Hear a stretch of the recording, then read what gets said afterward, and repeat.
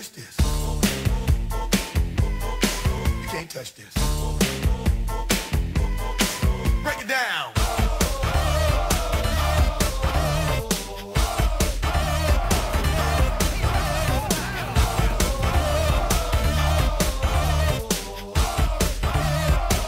Stop. Hammer time. Welcome to this week's episode of Talking Footy, the show that considers politically correct to be the dress code in Parliament. I'm your host Sean, and with me as always, the male gigolo himself, my man Dan. You know it. Another round has passed with some nice close games. Standard footy has definitely picked up over the last 8 rounds. Yeah, I'm not going to argue with you, mate. The Bulldogs and T-Rex finally hit some form in their spanking of the Tigers. Souths were too strong for the Broncos there. Canberra had the upset of the season by beating the Storm in Melbourne. North Queensland beat the Eels in the most boring game of the round, there's no doubt about that. The Warriors remembered how to win against the Gold Coast, they held on there for a tight one, that was good. The Roosters ran straight through the Panthers, unfortunately for you guys. The Sharks won the first Golden Point game of the year in a nail-biter.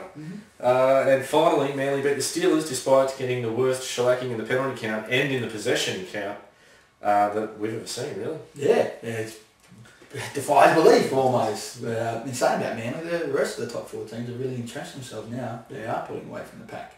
It's going to be very hard for anyone to jump into that. But there were a couple of contentious calls over the weekend. I was at the Roosters-Panthers game, and I couldn't believe my eyes when Sonny Bill was awarded a try in the first half. Stevie Wonder called me to see it was a double movement. I mean, check it out. That was a shocker, but Muddy Bill's try was awarded under the Billy Slater law. You know, where the rules just don't apply to them. Of course. If you don't believe me, watch that karate kick and Butthole's try from the most blatant obstruction of the year. Keep an eye on number 14, Jason Riles, as he runs through here, as he creates a hole for Slater to just run straight through. And yeah, that was rubbish. For those of you who missed it, just, rewind. Get your cursor, pull that bar back and you can watch that again.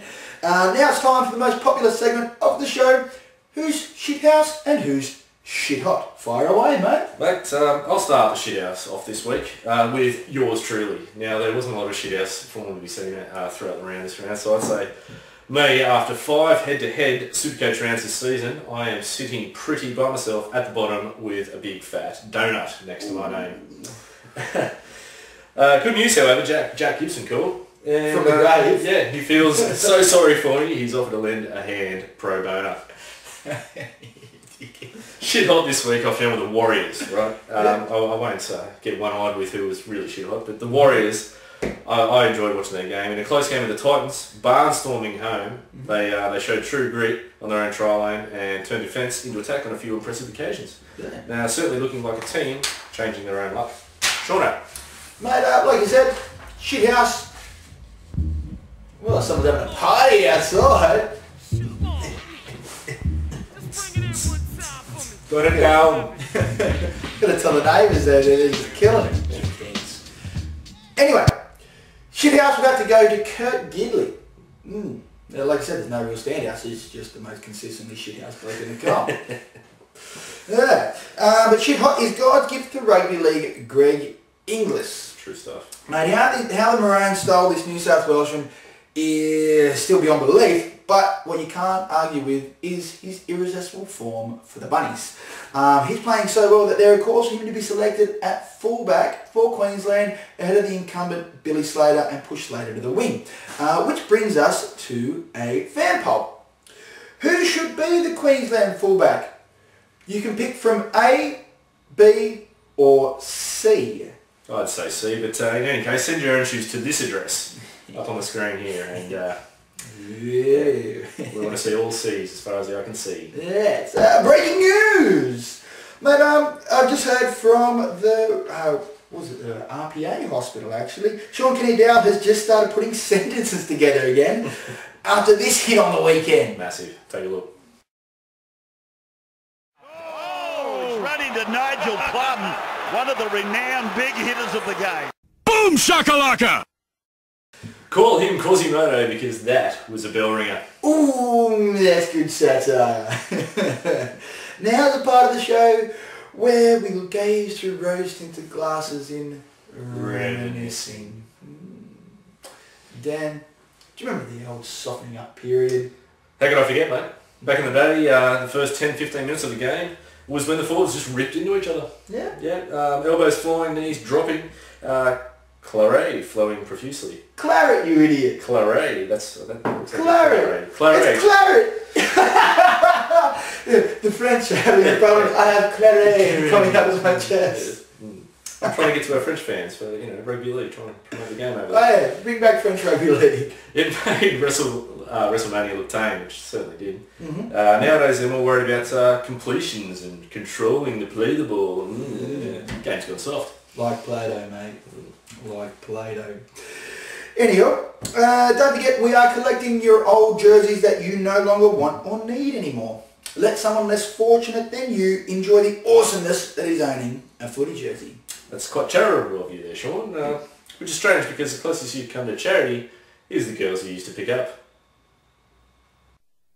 That's the joke. Alrighty. Speaking of jerseys, don't forget to put forward your jersey entry into our retro competition. We're only a few weeks away from narrowing the field down to 5. Then you all get your chance to vote on the winner. That winner will go on the draw. Will be able to get that mystery prize. Mate, fingers crossed my aqua and teal Broncos jersey makes the cut. Sean, I believe you have a hot topic this week. We'll just skip that comment right over. Hot topic, mate. What do you got? Yeah, the hot topic isn't about your jersey selection. It's fantastic. But I do have a very good hot topic. And it's for all of us, really. How many times do you come back from the football and notice how light your wallets become? If the exorbitant ticket prices don't hit you where it hurts, the price of food and drink is definitely going to be the knockout blow. It's fair dinkum ridiculous, and the NRL has to look at what's going on. I shouldn't have to take out a second mortgage just to take my family to the footy on a Sunday, arvo. I'm just lucky Zach is only a baby because I don't even want to think about how much it's going to cost to take him to a game when he's older. If the NRL wants to compete with the gay AFL for crowd figures, they have to start thinking of ways of making it more financially accessible. The price of food and drinks is the real killer.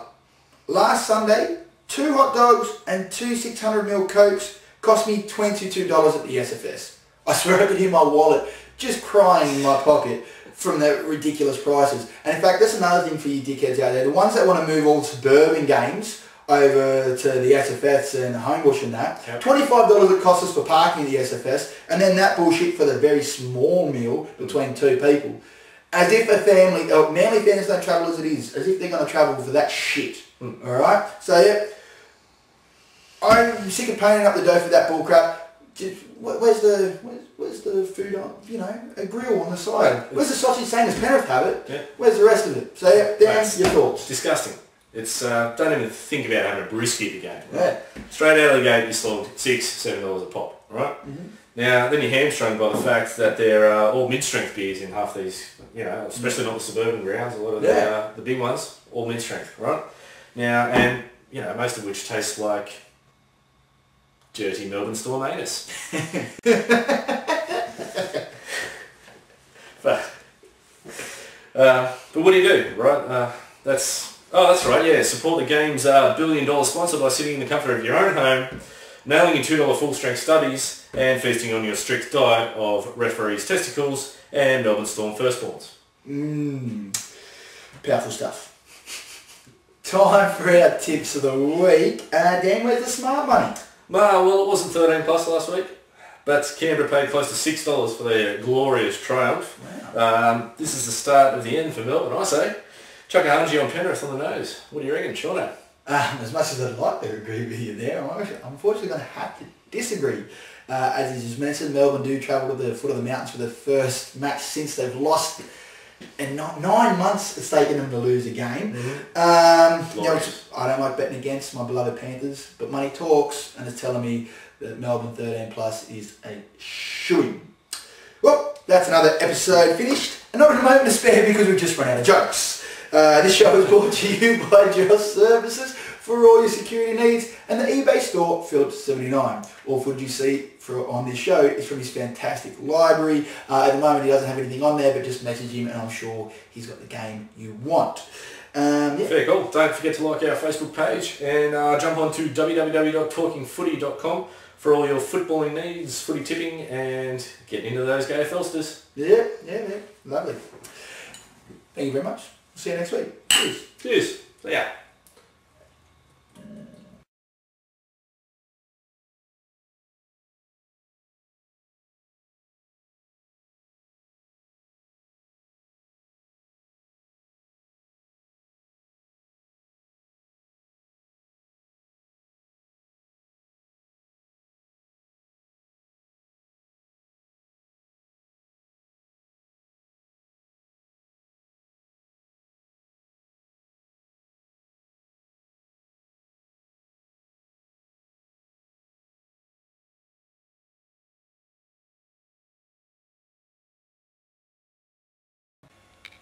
And that's the end of that chapter.